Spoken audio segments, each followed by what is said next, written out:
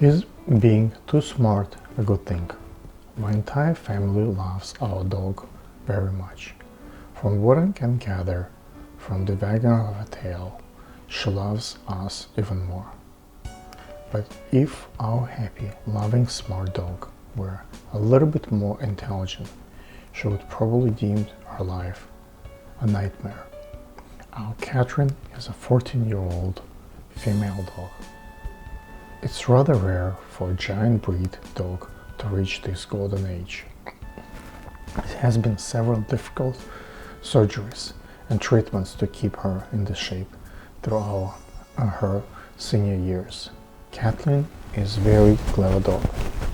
She even has a good sense of humor, a quality as rare as among dogs as among people. Maybe on some other occasion I will write a few stories to elaborate on this, but for now they are not necessary.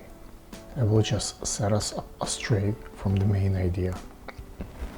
Thus, it's appeared that Kathrin is absolutely satisfied and happy with her life. We love her, she loves us. She is very well fed and excellent health care. But again, let us step aside love and just try to feel what one would feel and think if he were in her skin, but smarter than even the smartest dog of dogs. At the age of 2 months, Kathleen was separated from her mother, her brothers and sisters, packed with pampers and placed in care and brought into the airplane, which shook and creaked for many hours through the overseas flight. It was really scary. Kathrin was chosen by a new home, but nobody asked her opinion where she would like to be moved. There were new rules in the new home. It was prohibited to make pee-pee or poo-poo anywhere except outside. She was told, don't go there, don't jump on here, stay away from sofa, eat this food at a certain time and from certain plate. Don't whine even if you need to send a signal of loneliness and you knew to universe. She wanted to play outside the whole day, but there was a schedule. Even if somebody walked her, she was mostly on leash. She might find something very attractive on the street, but her own booty, but her master would forbid her to eat it and even put it in her mouth. The years of her youth were full with other restrictions too. You should not pal up with this and that dog. You shouldn't fight with other animals. No scratches on the furniture. Absolutely no chewing of shoes, gloves and many other interesting things. There was one cur that was certainly deserved to be beaten, but for some reason unknown to Katya it was not permitted. Then it got even worse. Training, shows, various dumb boring events. None of this was her choice. Then the season of love came. The first heat, then the second and the third. This couple of days are so special in the life of any beach. There are only 2 times per year when a female dog can have sex only for a few days. The whole body is on fire. That is why those days are called heat. Her hormones push her to find a nice, powerful groom.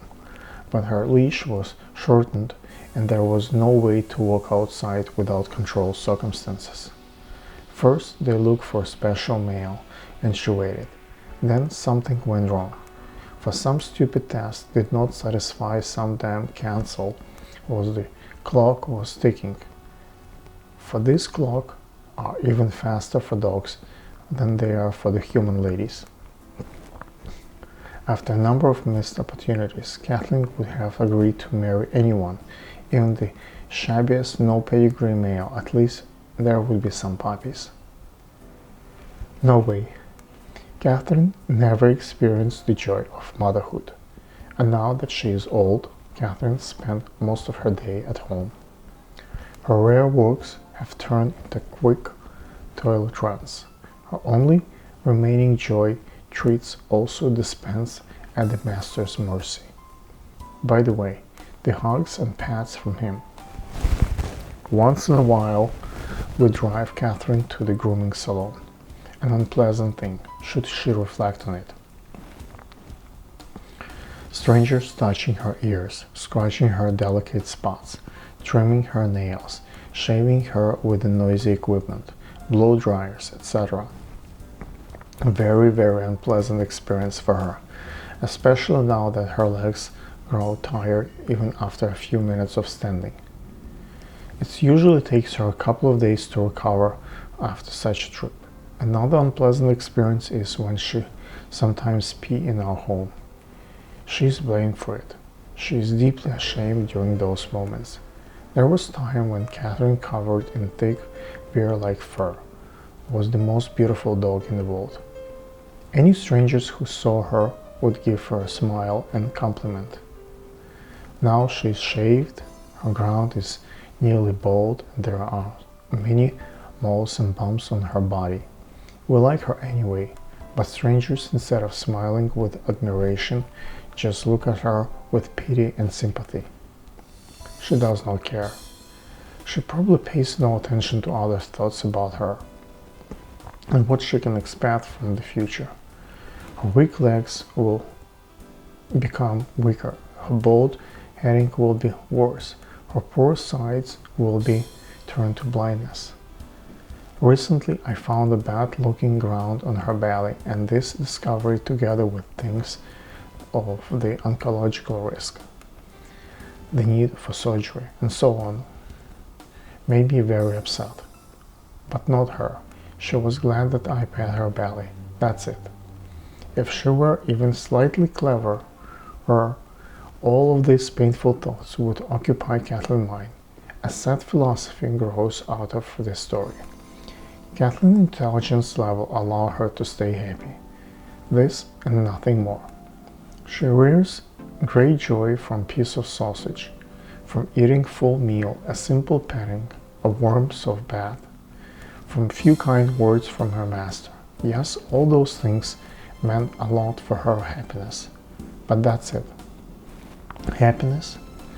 Can you imagine how bad she would feel about herself if she were able to reminisce about her past and to look ahead at the expected? It isn't the same for us humans. Having all this knowledge, being too smart for our own good, creating sorrow in our own hearts. But how to learn to be clever, not to be clever, not to grieve about what lost, not to fear what lies ahead? Who will tell?